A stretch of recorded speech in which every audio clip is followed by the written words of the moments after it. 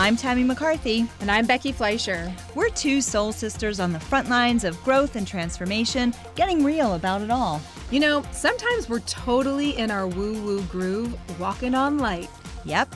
And other times, we lose our footing and end up tripping over those very same rays of sunshine. That's woo-woo in the real world. On this show, we're giving you an inside look at all the healing practices and mindfulness that we use and how we integrate them into our lives. Yep, we're talking to interesting people who can help us along the way as we look at some of the woo and wild things that make us go, We hope that you'll join us, living woo-woo in the real world.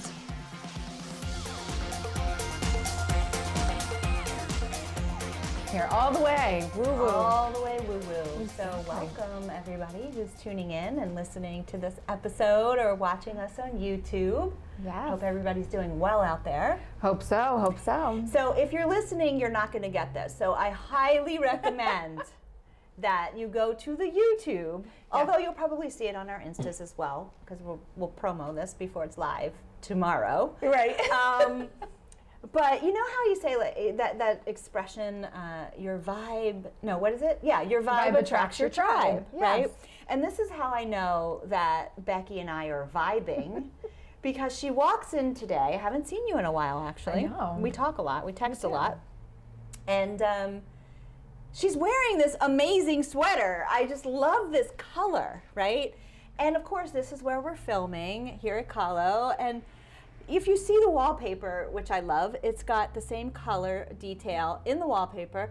And then Kendall hung this art here. Gorgeous. And look, it's got the pops of, I don't know, what is that, magenta? Magenta, I think. Raspberry, magenta. Right. I mean, it's just so great. So I'm happy about my vibe and my tribe. Exactly. And I didn't even think, I know this wallpaper, obviously. I love this wallpaper, but I didn't think about that when I put my sweater on. That's right, because you don't have to. That's the No, beauty of right? it. We're in the this zone. frequency. Yeah. We're in the flow. Exactly. Yes. We are in the flow. So if everybody wants to put their raspberry sweaters on, magenta, come by Kahlo, have your photo taken. meet us. It's fun. The is magenta fun. tribe. It is. I like it. It's got good vibes right now. It's very It's a happy springy. color. It is. Yes. So happy spring. Happy spring. That's why I had to put this on. We were talking earlier, I have to sit at a baseball game later today. Yes. Very real world. Right. And it's cold outside. It is. But I was like, dang it, it feels like spring. So I have to put on a springy color. Right. Well, the calendar says it's spring. Yes. Right. But the weather is... It's still messing with us a We're not little there bit. yet. Yeah. It's getting there. Yeah, so I just want everybody to also make note, if you're watching, Becki is so excited because she's got her note cards. I do. I feel like Oprah. I told these guys when I walked in, I was like, watch out. I am well prepared this time. Yes, yes, yes. Well, I'm prepared too, Becki. Of course you are. I just can't remember anything. So I have to, when I come up with something I know I want to talk about, I have to make sure it's on a card. I love the cards. I mean, if those were color-coded or something, then I would have been like, Becki. Goals. Yes. Woo-woo goals. Next time. That's what I'm going to do. Yeah. Well, speaking of woo-woo goals, we wanted to kick off today's show by talking a little bit about what was the most woo-woo thing that has happened to us in the last week, or has life been a little more real world in the last week? Yeah. I mean, real world is kicking me in the butt this week. You're busy. Honestly, the most woo-woo thing that has happened, I have a real world and a woo-woo, actually.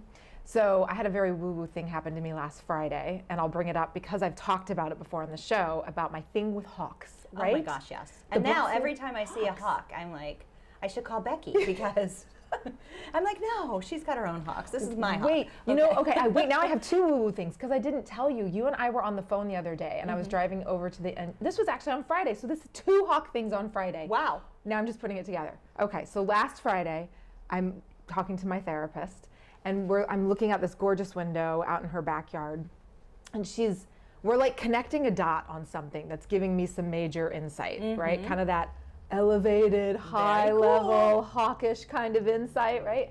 And so I'm literally sitting there having my mind blown, like, whoa, okay, I've never made that connection, but that makes so much sense to me, and it's opening something up inside of me. And as I'm thinking about it, I'm looking out the window, and a hawk just flies right by and lands on the tree. And I was like, okay, yep, That's message your sign. received, I got it.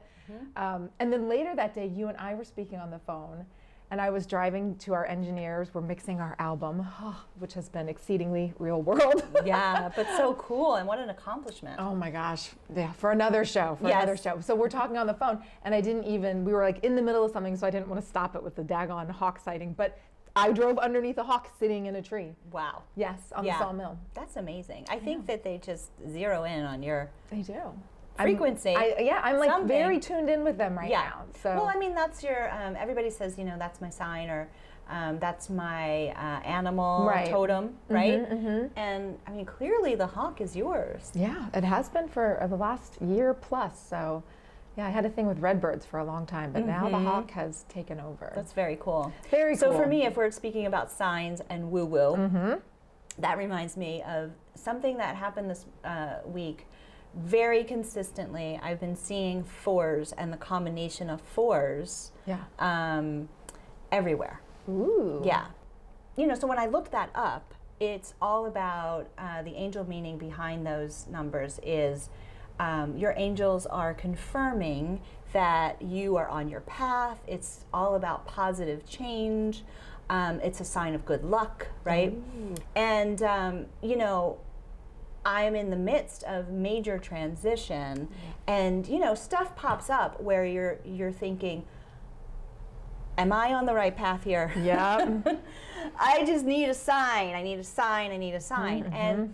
So that's one example. Like the fours have been popping up everywhere, and I don't normally see repeating numbers like that. Like occasionally I'll make a statement and like your hawk will show up. And for me, 33 or double ones would pop up. Yeah. And this year I turned a big number, 55. I'm sharing that with the world.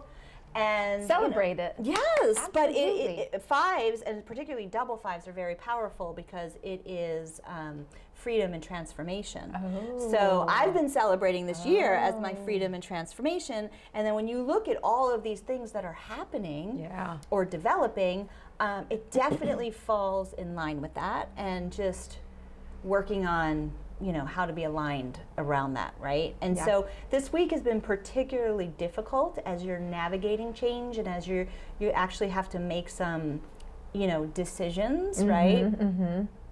And I literally said to my husband, sometimes I feel like I'm just working in quicksand. Yeah. It's like, I got it, I'm shifting, I'm aligned, my heart's on fire, I'm doing this thing, and then shoosh. Oh, I guess I'm not doing it the way I thought I was doing it. Yeah.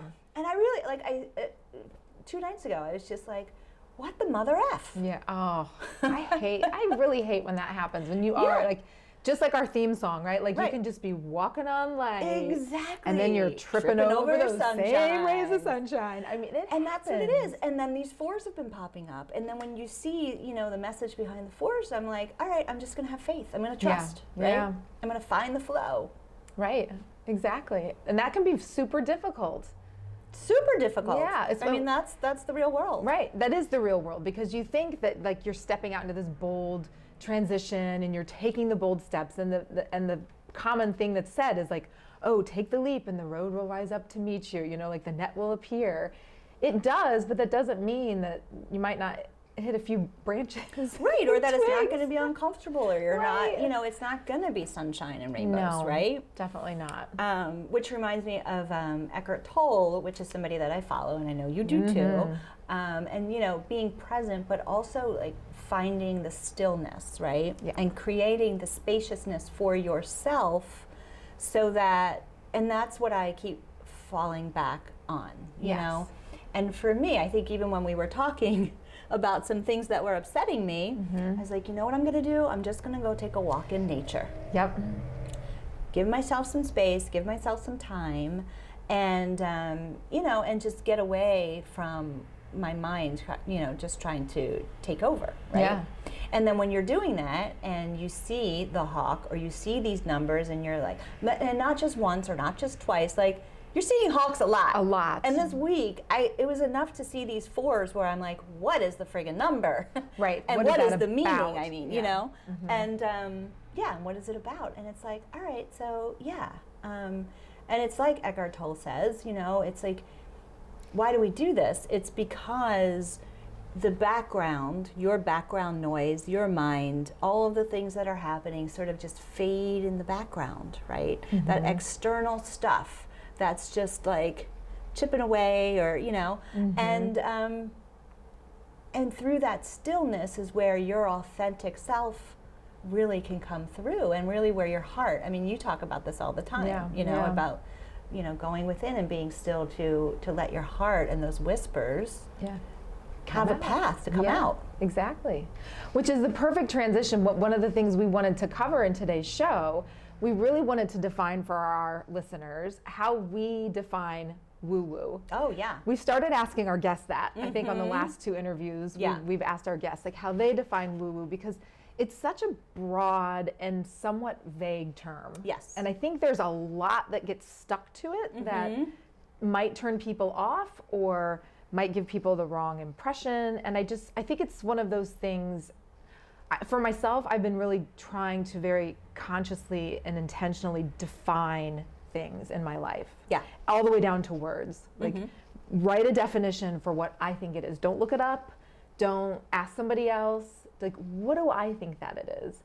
And so I had done this a while ago. I think you and I had talked about this actually, about like, well, what do we think woo-woo is? And so I thought it would just be fun to share that with our audience about what are our perspectives, because everybody has their own lens and you bring your own background and your own experiences. And so that really, especially I think when you're talking about woo, that really shapes that word. And so what is the shape of your word when you talk about woo-woo? How do you define it? How's it shaped? What's it mean to you? Yeah, really good question, Beck. Thanks. It's my Oprah note card. I know. Note card number 2 says, I think for me it's about personal development and spiritual growth, because, look, I mean, I grew up in Baltimore in a very unconventional way. I had a single mom. It was a tight-knit family, but it was a very dysfunctional family. And I didn't operate with a lot of clarity for a very long time. And I moved to New York City when I was, 17, and I went to Parsons School of Design. And there I was just kind of engulfed in the energy of New York City, which was amazing, right? It's so stimulating and creative. There's no energy like it. Yeah, very generative. Yeah. And for me, I was like, I am never going anywhere else besides here. And it was a high school trip. I went to an all-girls Catholic high school. And the big sort of, rite of passage before you graduated is in the spring, we went to a Broadway show. Oh. The world's worst Broadway show, Cats on Broadway. Oh, Cats? Cats. I've never seen it. Out of all the shows. There were some moments, right? But it wasn't the best show. But for me, I don't even remember the show so much. I just remember everything else we did. Yeah. And how captivated I was by New York City, right? And all of this is to say that it took me a long time to get to the woo. I mean, adult. I didn't. I met somebody who, I grew up in an ashram, and I didn't have any exposure. Religion, sure, right. I grew up in a Catholic Polish environment, but knowing yourself, tuning into your feelings, your desires, thoughts, goals, any of that kind of stuff. I was for a very long time just following my instincts, right? And I knew that, I don't even know how or why after that, coming on that trip, that I do remember going to the guidance counselor's office, and there's a whole stack of all the college brochures and whatever. I mean, we're talking about the 80s, so, right? All in paper form. It's all there, flipping through things. And I was like, no, I don't want any of this. Find me something that's New York City, And that's how I got to New York. And so it wasn't for a really long time that I became aware of that you can shift your energy, you can shape your energy, you don't need to follow convention or how you were brought up is not necessarily, it doesn't necessarily have to be who you are forever. And that's a big healing process. Yeah. And the only reason why I found my woo is because I was in a really bad first marriage. And I knew that I was sacrificing my soul for somebody, and it didn't feel good, and it didn't feel right. And I found my way, into a therapy situation, which was helpful, but it wasn't helping my marriage. Right, it was helping you. Yeah. Right, yeah. And which can be so scary. it's so scary. It's so private and personal when Absolutely. you're going through a situation like that. Yes. And that was really the first time where I became aware of going deeply within, not talking to anyone about what I was thinking, how I was going to navigate this. And, I had 2 little babies. I had 2 boys. They were, 3 and 5. And everyone thought I was insane. Yeah. Because I'm sure it was good enough. Like, it's really hard to leave good for your soul calling that is actually great. Yeah. But that transition period it's so tricky and it's so difficult and very hard to discern. Yeah. And it was really a very, very lonely, devastating, difficult process for me to go through as a young mom. But at the same time, I knew that I was going to be villainized and victimized and all sorts of things as a result of it. I knew that I would lose friends. I knew that my own family members would look at me and think I was crazy, and it would feed into a lot of my own insecurities. Yeah. Right? Yeah.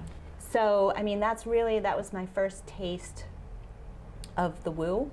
But I also look back at that and I think, oh my God, how much I have grown by going through that pain. Yeah, and stepping out of the comfort zone. Like, that's, like, to hear you say that, like, that's when you first hit your woo. It's like, that was probably the first real expansion that was going to cost you a pound of flesh. Yeah. It was... Yeah, it was really ugly. Yeah. It was very ugly and very sad. There was a lot of good even happening at the same time.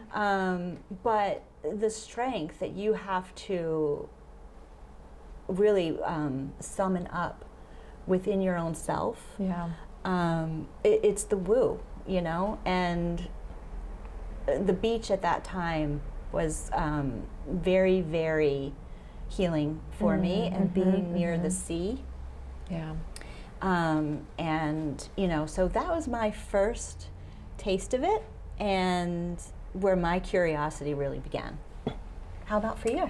Oh my gosh. I have to say, I love listening to you because you are such a master with, like, the paintbrush of, like, pulling people through. So kind of you. I have note cards.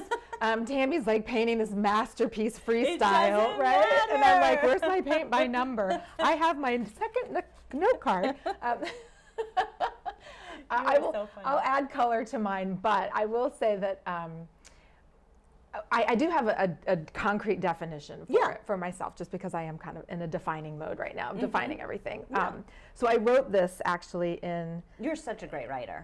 Oh my gosh. Thank you. I write a lot. You which do. We're going to talk about, because we're going to talk about some more things later in the episode. But and I did write this in one of my morning rituals, which we're going to talk about, where I asked myself, what in the world does woo mean? And so I wrote, and I'll just read it, and then I'll add some color to it. Yeah, but of course. So for me, wooing is the process of coaxing something with affection, with gentle inquiry, with genuine curiosity, with practices and rituals.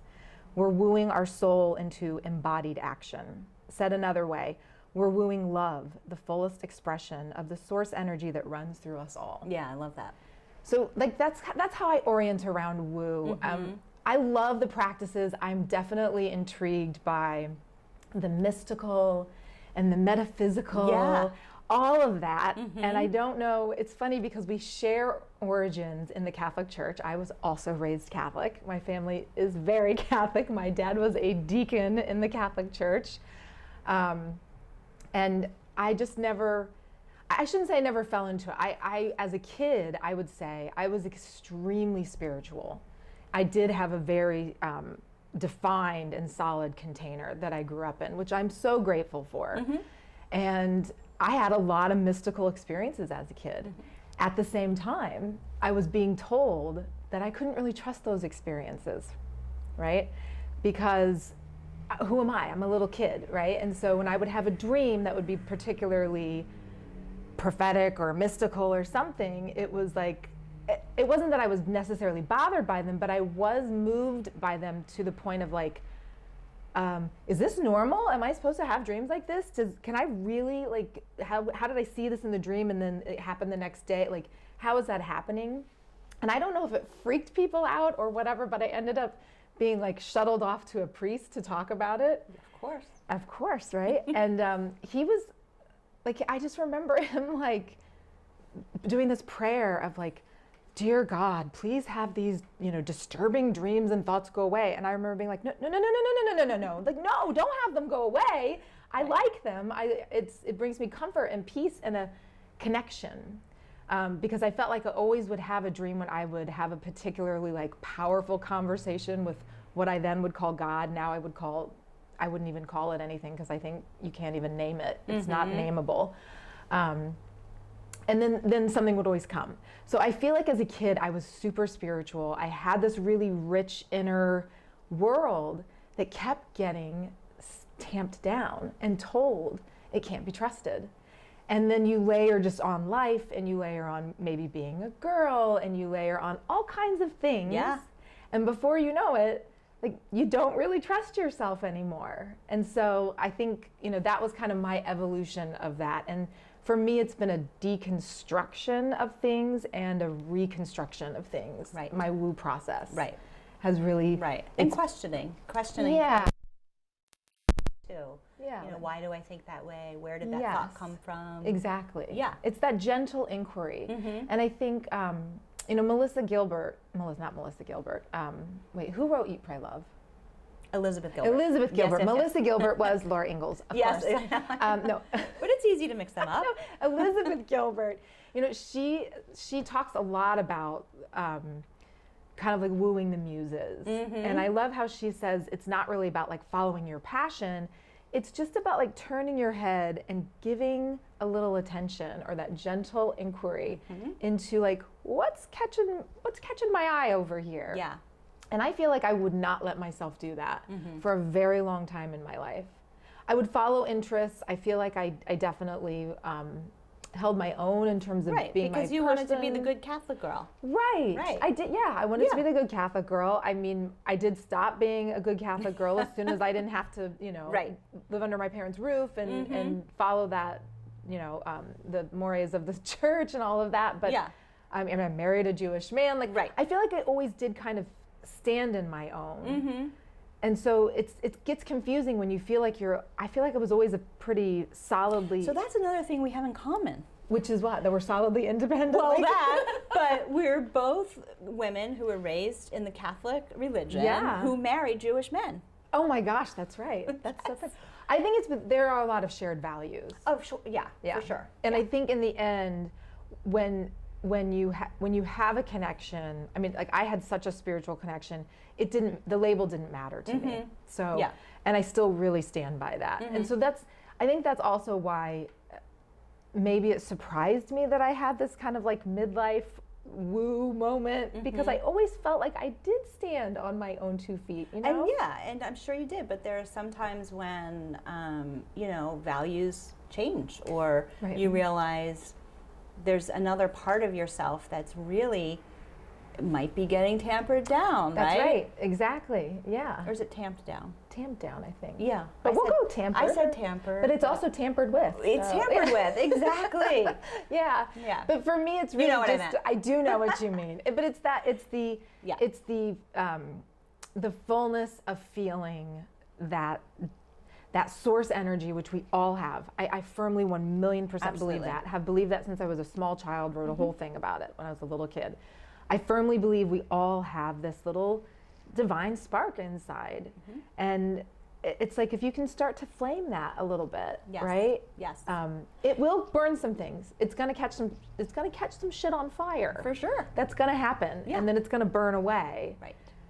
But what ends up happening is that your flame just kind of like radiates out more. Exactly. Which has or been your amazing. light. Or your light, exactly. So for me, that's what woo. I mean, woo is really it's a coaxing of that flame. really it's a tending of that fire that's inside. I love that. It's so beautiful. Yeah, thank you. Yeah, it reminds me of the solar plexus chakra. Yes, indeed. Yeah, Right? Yeah, for sure. It's fiery. That one was a tough chant for me. Yeah. What else do you have on your note cards Okay, over well, there? let's This see. format Here is we working go. so I well. know, right? Moving on. So, so we were just kind of touching on integration and woo-woo in the real world and all that. Yeah. So we talked about our woo, and one of the things we wanted to talk about was some of our practices and our rituals. Yes. And so I thought it would be kind of interesting. We did a ritual on the show once, the bay leaves ritual, and you host amazing experiences, which are very, and we'll be co-hosting some together that's now, right. which I'm excited about. Yeah. Yes. Are we going to tease any of them Maybe. today? Maybe. Okay, so you stick around, everybody. There might be something coming up at the end of the show. We're going to tell you. Yeah.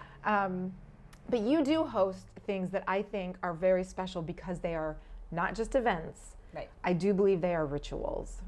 And I wanted to kind of touch on that a little bit because I think there's a difference between things that we just do for fun, things that we just do that are practice, and things that we do that are rituals. And I wanted to know, do you have thoughts like around that when you put together, because you're so good at putting together these rituals. Like, do you have thoughts around rituals? It's interesting actually to hear you talk about what I do as a ritual. I've never heard that before, which is awesome actually. I really like that imagery. For me, I always, with respect to that, I love creating experiences that bring people together, that spark this moment of true connection. And whether that's two people that are having a true connection, or like we've been talking about, us being more connected to ourselves. Yeah. And for me, that part is really, really interesting. Me too. Right? Yeah. And creating the space for that to happen for people is really, really enjoyable for me, but also very fulfilling for me. Yeah. And it's also caused me most recently to kind of look at my own practices and rituals because, I'm like adding a lot to my library, you know? And so with the spring equinox, it created an opportunity for me to say, what do I really want to bring forward? Maybe some things I'm just doing now that were helpful at one point, but I don't need them so much anymore. And that gentle inquiry, thank you for that phrase, led me to saying, I actually want to add something that I haven't done, but I've been curious about, which was transcendental meditation. And so I've done lots of guided meditations. We work on those together. You write in beautiful ones that you put to music that I love. And I love that. There are also times, and this is why I was really interested in transcendental meditation, is because our nervous system, and when we get dysregulated, some types of meditation still require you, and even breath work, right, which has its moments and has its good reasons to be in your life, right? But you're still active. Your body is active, your mind is active. And so with a lot of things, I was sort of looking at them and saying, well, every single thing that I've been doing is pretty active. It requires something from me or my mind. And so then I went and I learned TM. And I highly recommend, if anybody's curious as well, I went to, in our area, if you're local, I went to the Transcendental Meditation Center in Katonah. And it was a really wonderful experience. And so it's a 4-day period. It's one-on-one instruction. And you're not occupied for 4 days. You go in 4 sequential days, like 45 minutes to an hour each time. And this is an oral tradition that has been passed on for thousands of years.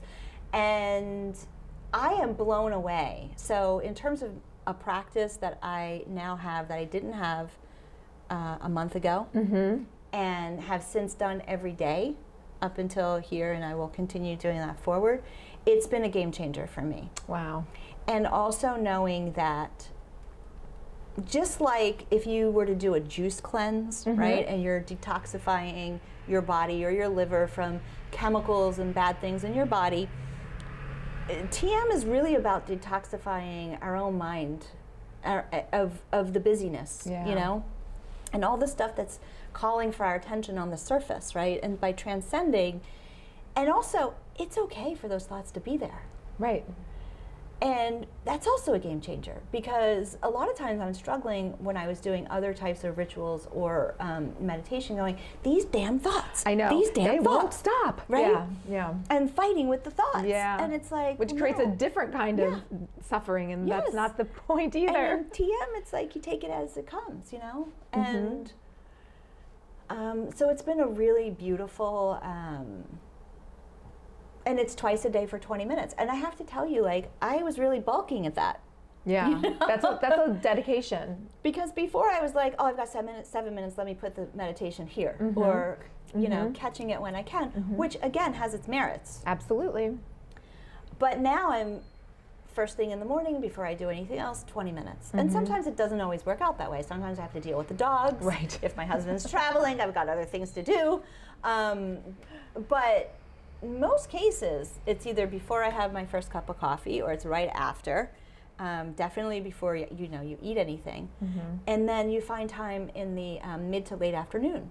So the idea is that you're not digesting your breakfast and then meditate. You're not having dinner and digesting your dinner and then meditating, and like you're really sleepy. You know, so it's this kind of alert stillness, not kind of, but that's what it is. And it's really been really interesting. Lovely. And you know, and like we said, this week has been really challenging. And my husband and I were laughing because I was like, I'm feeling like very frayed at the edges, you know? Just everybody be warned. I'm feeling very frayed at the edges. And he's like, well, that's different, huh? And I'm like, well, what do you mean? And he's like, well, now you're just aware that you're frayed at the edges versus like good on something him. Triggering you, Wow. and then it's all out there, you know? Yeah. So we had a little haha moment about that, because he's also very good about those kinds of things. And, he is. Making you kind of more aware. So in terms of rituals and practices, there's a spiritual teacher in Australia, John Douglas, who's part of my daily and weekly meditations that I listen to. He calls them processes, and now the TM. And then depending on what's going on, I'll pull in other things. I'm a big bather, so I have lots of bath rituals. Yeah. With the salts and the crystals. The crystals, candles. Yes. Yeah. Meditation or mantras. So a lot of that. I love that. A lot of that. That's so good. I'm not as good at that kind of ritual thing just yet. Okay, so tell me about slowly yours. Getting in there, yeah.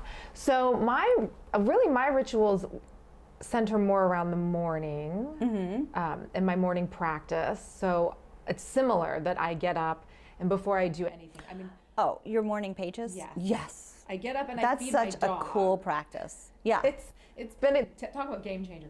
That has been a huge game changer to me, and this was one that I actually fought for a long time. Yeah.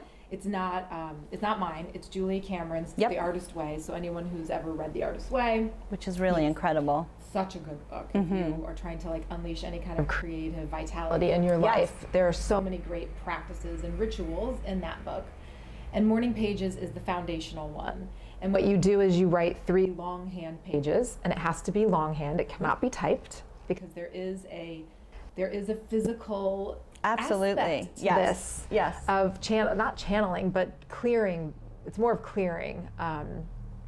It's 3 pages longhand. It takes me about a half an hour, and I've done it almost coming close to a year now that I've done it. Yeah, that's really amazing. And I wouldn't say. I mean, listen, do I do it every single morning? No, I can't do it every single morning because some mornings you have to deal with the fact that your hot water heater decided to spring a leak last night. Yes. And then your plumber is coming. Real world. Real world. That happened to me last night, just FYI. Sometimes I can't do it, but I would say I do it the majority of the time. And really, I find when I don't do it, I can feel the difference. But I do make a ritual of it in that I have a place that I sit. I have a specific pen that I use. I have a dedicated notebook where it all lives. I try to make sure I have a big glass of water because it's first thing in the morning. So I try to do a little cleansing with some water, rehydration from the night before, take a little breath. And so I do that first thing every morning. And then what I like to do, it gets here and there because I may have to take my son to school, I may have to run this. But I'll come back and then I usually will try to do some type of body work for a while. And then I always, right after body work, I sit down. Same thing, I haven't eaten yet because I find if I eat first, it does kind of throw things off. Then I do my meditation, and that's really where I have more of like, I have a specific candle that I light. And then I light a little Palo Santo, and I always do a smudge. I stand up and I do a whole smudge. And then I have my crystals, my Kalo crystals sitting on my table, and I just, if I feel like I'm drawn to pull one, I will. I don't always. I listen to a guided meditation first, which is about 10 minutes. And then I try to give myself about 11 more minutes, so it's 21 total, of a silent meditation. Or I'll chant. So it depends, right? So I give myself some leeway. Like, I don't always want to chant because sometimes I don't want to be active for exactly what you were saying. So that's really my ritual. I don't really have anything else during the day. It would probably be good to have something during the day or in the evening, but that's really my ritual. And I did a little research on rituals, which I just want to share a touch. I'm not going to jump down this whole philosophical rabbit hole, but this is part of my woo, is I like to understand, like, how's that different from just a practice or a thing or this? And this is how I kind of zeroed in on, like, the things you do are rituals, right? And some of the things that I found was, like, with the TM, they're actually ancient practices. I mean, rituals are ancient. This is not new age. This is not new things. This is, religions clearly have rituals. And so they're really a series of actions performed in a particular way that create space for awakening, healing, and discernment. And that's because you had said that earlier about you went on that walk and you'd used those exact words, and I almost wanted to jump up and say, because you said I just needed to create some space. I needed a little time to process, to think, to discern. Like, what am I doing? And so I think you can really ritualize anything. You can ritualize a walk. You can ritualize making tea. I mean, I know somebody where her morning toast is her ritual. It's like, that's a beautiful thing. It really is. Just your morning toast. So I think it's really anything that really helps us. For me, it's like, it's the wooing, right? The rituals are part of an exercise program, if you will, that I use to help woo my own soul, to kind of come out and play, and to have those whispers get a little louder. I love that. And it keeps my channel clear so that I can actually hear them. I think a lot does pop up. I don't know for you, like, do things pop up after you've finished rituals? 100%. 100%. And sometimes during them. Me too. So, it's just, it's very interesting. And again, it's always just about finding whatever works for you. And there's so many different ways that you can go about it. But also it's, like we've talked about this too, like I became really curious about Ayurveda, and I enrolled in this course with the Shakti school, and this amazing woman, Katie Silcox. She talked about these practices, these rituals that we then put into our toolkit.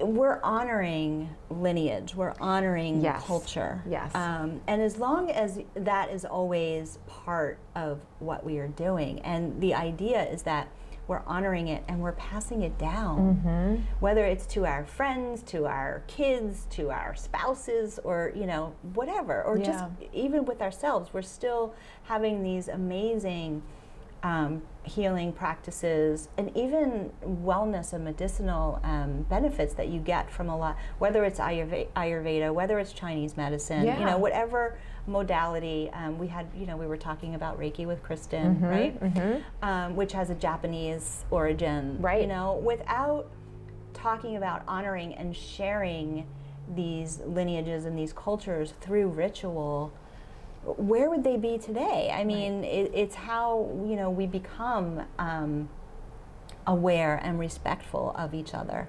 It's how we Yes. move into this world of oneness, not Yes. not away from it.